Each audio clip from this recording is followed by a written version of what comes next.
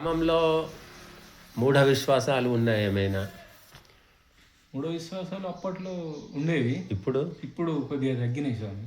మూఢ విశ్వాసాలు అంటే ఇప్పుడు వర్షాలు పడడం లే. అవునవును. వర్షాలు పడకపోతే పలానా ఎల్లమ్మ పోషమ్మ దగ్గరికి పోయి మేకలు పోస్తే వర్షం పడుతుంది, ఇట్లాంటివి మూఢ విశ్వాసాలు అంటారు. అవును, అవును. అట్లాంటివి ఉన్నాయా? ఇప్పుడు లేవు స్వామి. ఇంతకుముందు ఉండేవి, ఆ. ఇప్పుడు తగ్గినాయి, బాగా తగ్గినాయి. మరి ఇప్పుడు వర్షం పడకుంటే ఏం చేయాలనుకుంటున్నారు?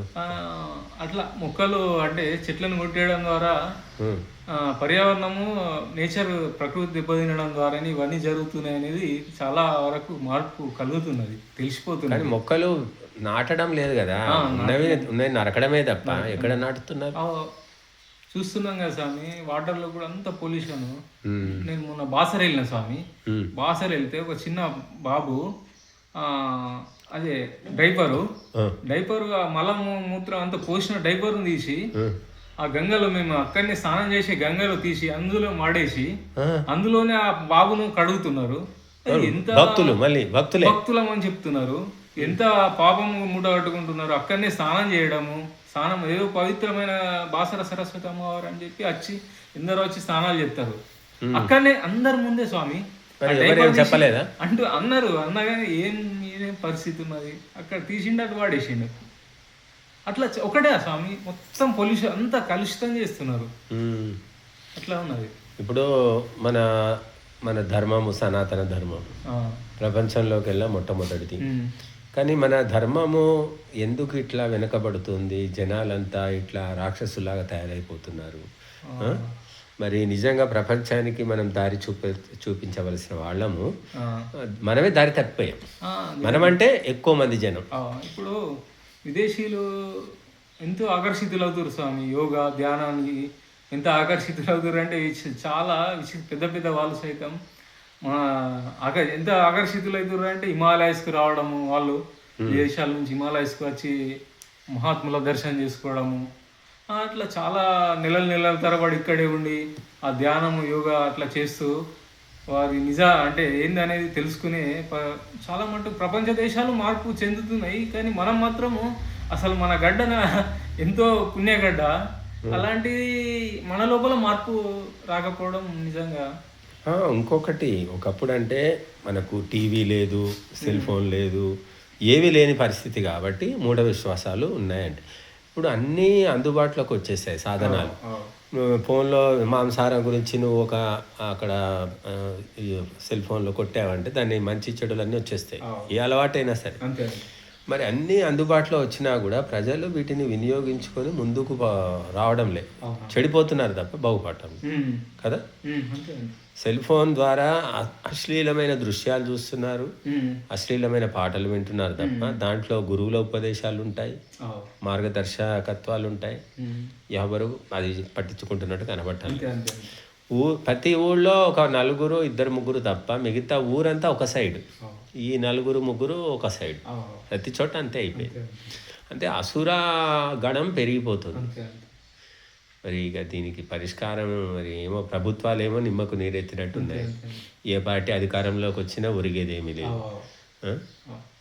ఏ పార్టీ వచ్చినా సారా దుకాణాలు మూయిస్తున్నాయి. ఏ పార్టీ వస్తే ఏం లాభం? అది కసాయి కొట్లు లైసెన్స్లు ఇస్తూనే ఉన్నారు. ఇలాంటి మహాత్ముల ద్వారా చాలా మార్పు వచ్చింది స్వామి. ఎట్లా అంటే యానగొంది మాణికేశ్వరమ్మ, అవును, శ్రీశైలంలో జంతు బదులు నిషేధానికి అమ్మనే చాలా చోట్ల అనేక వందల గ్రామాల్లో నేను యానగొంది వెళ్ళినా కదా స్వామి. వెళ్తే అమ్మ ఎక్కడెక్కడైతే అడుగు పెట్టిందో అక్కడ జంతు బలులే అసలు లేకుండా చేసి పడింది. కొన్ని వందల గ్రామాల్లో, గుడులలో, గ్రామాల్లో గుళ్ళల్లో మార్పు జరిగి శ్రీశైలం అంత పెద్ద చాలా విస్తరించింది. మొత్తం మన జంతు బలులే నిషేధం స్వామి. అంతకుముందు జంతు బలులు జరిగాయి, చాలా జరిగేది. అనగొంది అమ్మ మాణికేశ్వరమ్మ ఎప్పుడైతే చెప్పిందో ఈ విషయాన్ని, ముఖ్యమంత్రి గారి దృష్టికి తీసుకుని నాన్న ఇది కరెక్ట్ కాదని చెప్పిందో, అప్పటి నుంచి అది పూర్తిగా అమల్లో. నాకు తెలియదు శ్రీశైలంలో అంటే అది శివాలయం కదా, అక్కడ జంతువులు ఎందుకు చంపుతారు? తీసుకొచ్చి చంపేవాళ్ళు అప్పట్లో. మాణికేశ్వరమ్మ ఎప్పుడైతే సంకల్పం చేసి ముఖ్యమంత్రి దృష్టికి తీసుకెళ్ళింది అప్పుడు ఉమ్మడి ఆంధ్రప్రదేశ్, అప్పటి నుండి పూర్తిగా అమల్లోకి వచ్చింది స్వామి. అది చాలా కర్ణాటక కానీ మన తెలంగాణ బార్డర్లో కూడా అనేక గ్రామాల్లో అమ్మ సంచరించిన చోట పూర్తిగా గ్రామాలే ఈ జంతు బలులను నిషేధించినాయి స్వామి. ఆహా, నయమే. అమ్మ తపోశక్తి, ఉమ్. ఇట్లా మీలాంటి మహాత్ముల ద్వారానే ఇది సాధ్యం స్వామి. అయితే ఏ మహాత్ములైనా ఉమ్. ఇప్పుడు మేము చెప్పడం వరకే కదా, అంతకు మించి మేము చేయలేము. అంతే అంతే అంతే. ఇక చెప్పింది గ్రహించుకొని ఉమ్. బుద్ధితో మెలగడం, ఉమ్. అది ఇక వాళ్ళను మనుషులను బట్టి ఉంటుంది. చెప్పడం రావడం అంతే అంతవరకు. అంతే. ఎంతైనా మద్య మాంసాలు సామూహికంగా ఫంక్షన్ల పేరు మీద తినడం ఎక్కువైపోతుంది. ఆ. ఒక వ్యక్తి వ్యక్తిగతంగా వండుకొని తింటున్నాడు, అది వేరు. మొత్తము బంధుమిత్రులందరినీ పిలిచి పెద్ద ఎత్తున జరపడం ద్వారా ఏమవుతుందంటే ఇది చాలా గొప్ప కార్యక్రమము, ఇటువంటిది నేను కూడా చెయ్యాలి అని ఒక ప్రేరణ. వాడు చేశాడు, నువ్వెందుకు చేయవు, అంతే అంతే. నువ్వేం చేసుకుంటావు డబ్బులు, నువ్వు కూడా ఖర్చు పెట్టి చెయ్యి అని జనం అంటున్నారు. ఇక వాడు రెచ్చిపోయి వాడు ఇలాంటివి చేస్తున్నారు. క్వింటాలే మాంసాన్ని. కానీ సరే, చనిపోయినప్పుడు పెళ్ళైనప్పుడు గురువులను పిలిచి సన్మానిద్దాం, గురువుల ఆశీర్వాదం తీసుకు ఎవడన్నా ఆలోచిస్తే. అదేం లేదు స్వామి.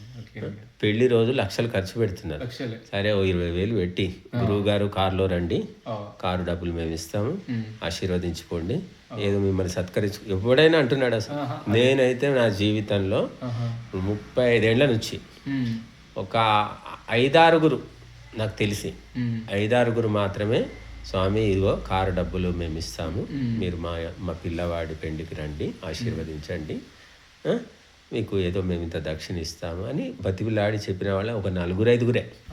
మిగతా వాళ్ళంతా పెళ్ళిళ్ళు, పేరంటాల పేరిట విచ్చలవిడిగా డబ్బులు ఖర్చు పెట్టడము, మద్యపానము, మాంసాహారము, డ్యాన్సులు. భక్తులు అనేవాళ్ళు కూడా అలాగే ఉన్నారు, పెద్ద తేడా ఏం లేదు. 20 రకాల వంటలు. సరే, నువ్వేమైనా చేసుకో, దాంతోపాటు గురువులను పిలిచి వాళ్ళతోటి 4-10 మంచి మాటలు, 10 ముక్కలు చెప్పిస్తే నష్టమేముంది. కానీ అటువంటి ఆలోచన హిందువులకు రావడమే లేదు. అదే మీరు క్రైస్తవులు, మహమ్మదీయులు చూడండి, వాళ్ళ మత గురువులే దగ్గరుండి చేస్తారు. వాళ్ళు లేకుండా ఏ కార్యక్రమం కాదు. ఇక్కడ పెళ్లిలో పురోహితుడు ఉంటాడు కానీ వాడు ఫుట్బాల్, పురోహితుడిని ఏమైనా సాగనిస్తారా? వాడు ఉన్న 5-6 ఉంటారు, వాళ్ళు ఫోటోగ్రాఫర్లు, వీడియోగ్రాఫర్లు. పురోహితుడిని ఇటు జరుగు, అటు జరుగు, తలకాయ వంచు, పక్కకు జరుగు, ఇలా వాడినే వీళ్ళంతా కంట్రోల్ చేస్తుంటారు. ఇది హిందువుల పరిస్థితి. మరి కొంతమంది ఏమో హిందుత్వము, హిందూవాదము, ఈ దేశంలో మార్పులు వచ్చాయి అంటున్నారు. ఏ మార్పులో నాకైతే కనపట్టలేదు. మీకేమైనా కనబడుతున్నాయి? మార్పు అంతా కొంతమంది మనుషులు మారుతున్నారు తప్ప వ్యవస్థ మారడం లేదు. వ్యవస్థ ఇంకా దిగజారుతుంది. ఇప్పుడు మీ పేరేమన్నారు, నరసారెడ్డి లాంటి వాళ్ళు 4 అప్పుడు ఉన్నారు, ఇప్పుడు ఉన్నారు, ఇక ముందు కూడా 4 ఉంటారు. ఊరికి 4, అది కాదు 40 మంది తయారు కావట్లేదు. ఇన్ని పార్టీలు వస్తున్నాయి, ఇంతమంది చట్టాలు మారుస్తున్నామంటున్నారు, ఇన్ని చదువులు చదువుతున్నారు, కానీ పల్లెటూళ్ళలో పరిస్థితి, పల్లెటూరు అంటే పట్టణంలో కూడా ఉండొచ్చు, లేకపోతే పల్లెటూళ్ళలోనేమో స్పష్టంగా తెలిసిపోతుంది. పట్టణంలో వాడు ఎక్కడో తింటాడు, తాగుతాడు, తెలియదు. కాబట్టి ఈ మార్పు అనేది ప్రజలు సంకల్పించాలి. ప్రభుత్వాలేసి అసలే పట్టించుకోవట్లేదు. ప్రభుత్వము ప్రజలను రక్షించడానిక, భక్షించడానిక అర్థం కావట్లేదు. ప్రభుత్వం ఎందుకోసమండి ఎన్నుకునేది? ప్రజలు కోరింది ప్రభుత్వం చేయాలా, ప్రజలను సన్మార్గంలో పెట్టే చట్టాలు ప్రభుత్వం చేయాలా? సన్మార్గంలో పెట్టే చట్టాలు ఏ ప్రభుత్వం చేస్తుంది, ఏ పార్టీ చేస్తుంది నాకు చెప్పండి. అన్ని పార్టీలు ప్రజాకర్షణ, ఎక్కువ మందిని ఓట్లు పడాలంటే ఏం చేయాలి అని వాడికి ఇష్టమైన వల్ల ఇస్తున్నారు. ఉచిత పథకాలు అంటున్నారు కదా. పని చేయకపోయినా వాడికి ఒక 3 గంటల 4 గంటల పని చేస్తే వాడికి ఎంత రోజుకు 400, 500, 800 అనుకుంటా. పనికి ఆహార పథకం, ఉపాధి హామీ ఎంత ఇస్తారు రోజుకు? అది 300 దాకా పడుతుంది. ఎన్ని గంటలు పని చేస్తుంది? ఏముండదు, ఊరికే టైంపాస్. అయితే గ్రామాలన్నీ కూడా భ్రష్టు పట్టిపోతున్నాయి. బుద్ధిమంతులు, గుణవంతులు, చదువుకున్న వాళ్ళు ఎవరు గ్రామాల్లో ఉండడం లే. వాడు ఎక్కడో వేరే వెళ్ళిపోతాడు. ఎందుకు పనికిరాని సరుకు గ్రామాల్లో జమ అయిపోతుంది. వీళ్ళ పని ఏమిటంటే పని దొంగలు. పని వాళ్ళు కూడా మనకు ఎక్కడ మహారాష్ట్ర, మధ్యప్రదేశ్, యూపీ, బీహార్ అక్కడ నుంచి వస్తున్నారు. తెలంగాణ వాళ్ళు ఎవరైనా పని చేస్తున్నారా?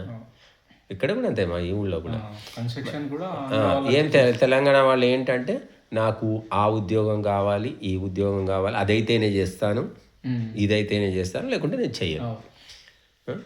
మరి ఎక్కడో విదేశాలకు వెళ్ళి అక్కడ పనిచేస్తామంటున్నారు. ఆ, ఏది అరబ్ దేశాలు, ఇజ్రాయిల్ ఎక్కడో. అంతే అంతే. స్వదేశంలో ఉమ్, మాత్రం పని చెయ్యమంటారు. చాలా మంది ఉన్నారు ఇక్కడ కూడా, మాకు వీసా రావాలి, వీసా వస్తే విదేశాల్లో చేస్తాము, అప్పటిదాకా మాత్రం చెయ్యము. అదే ఉన్నది.